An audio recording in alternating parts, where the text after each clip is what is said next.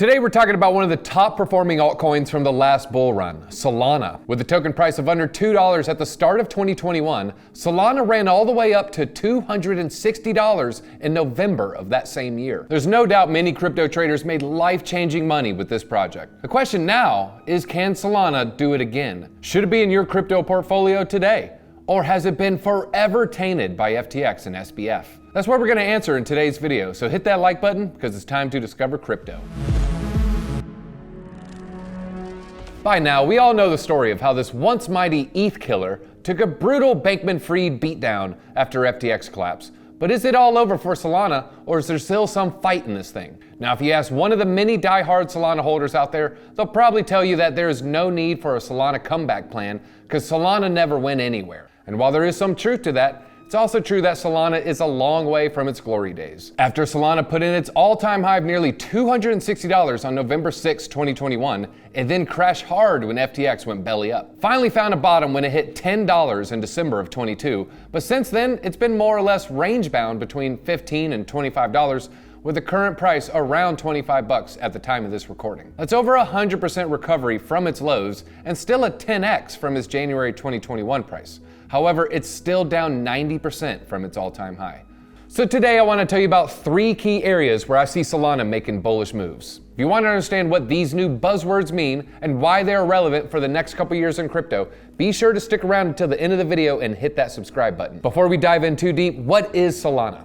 Well, the short version is that Solana is a layer 1 smart contract platform that uses a unique consensus algorithm called proof of history to validate transactions. It's designed to promote high scalability, throughput, and speed above all else, not the FTX speed. Now, although speed and scalability are really important, they often come at the cost of decentralization and security. Vitalik's famous blockchain trilemma poses these as competing objectives for any blockchain ecosystem. Remember, there's always trade-offs when it comes to network architecture and design. Different blockchains are designed to do different things. I won't get into the weeds on this, but I think it helps to know what Solana is designed to prioritize. It's no secret that Solana was the favorite crypto project of Crypto Madoff and polyamorous Bahama Beach boy, Sam Bankman-Fried. Sam and a lot of other VCs were heavily invested in Solana. FTX and Alameda Research were holding a combined total of about 58 million Solana, or about 11% of the circulating supply at the time FTX filed for bankruptcy. SBF was a particularly vocal spokesman for the project,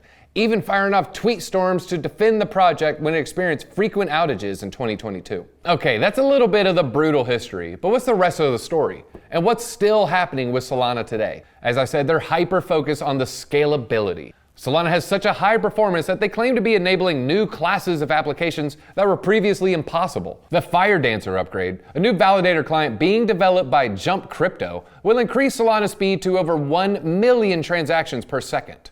1 million. The upgrade is expected to arrive sometime in late 2023, according to the Jump Crypto website, and that's got to be bullish no matter when they release it. Not only that, but by certain metrics, Solana hasn't had to sacrifice security in order to achieve these incredible throughput speeds and volumes. Messari published a report in June analyzing decentralization amongst different chains and gave Solana an aggregate Nakamoto coefficient of 1.9, higher than many of its competitors. I know everyone still remembers all the outages Solana had in 2022, but those incidents haven't recurred in a long time, and the ecosystem continues to grow anyway. The Solana Labs team, led by Anatoly, also laid out a 6-part plan to improve the network in February of this year, and has been hard at work implementing the plan already. I'll drop a link down in the comments if you want to take a closer look. A big part of the plan is something they call DPIN, or Decentralized Physical Networks. And I want to start with this because it's one of the most ambitious and revolutionary things going on in Web3 right now. The objective of DPIN is to make Solana the leader of a new physical Internet of Things. They started building this by getting Helium and Render Network to migrate over to Solana, and by launching Saga, the famous Solana phone we've all heard about but probably haven't used.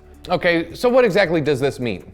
Well, Helium is a decentralized and distributed internet network of user-run nodes, and Render Network is a protocol for distributed GPU rendering. So the idea is to create a decentralized tech infrastructure to compete with the centralized legacy systems. That's right, this shot is aimed directly at the tech power players that run the internet today. I'll admit, this is a bit of a long shot. However, while it may be a large undertaking, it solves one of the world's largest problems of digital governance. If Solana pulls this off, they would have a blockchain-powered version of the internet, a rendering network, and Web3 phones. And again, they're just getting started on this. Hard not to be bullish on a suite of product offerings like that, especially if these start to gain any market adoption in the next bull run. Another innovation that Solana rolled out recently is something called state compression. State compression is a cost-saving data storage solution that makes Solana even cheaper to use. The technicals of how it works are pretty elaborate, but they use Merkle trees to make it possible to mint 1 million NFTs on Solana for about $110. This takes a lot of friction and cost out of the equation for NFTs and should make them a much more attractive technology for projects and legacy businesses to adopt. You guys know that I'm pretty big into NFTs personally, and even minted on Solana over 2 years ago. So I'm excited to see if this kind of scalability will take things to the next level.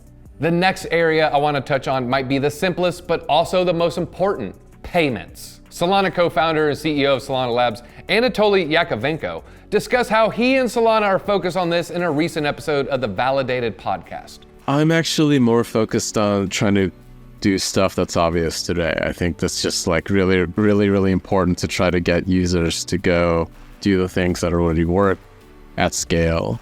And those are payments, very simple kind of thing. Let's send money to each other in a cheap and fast way. Without, like around the world. And it's just such a better experience for anyone that generates user content.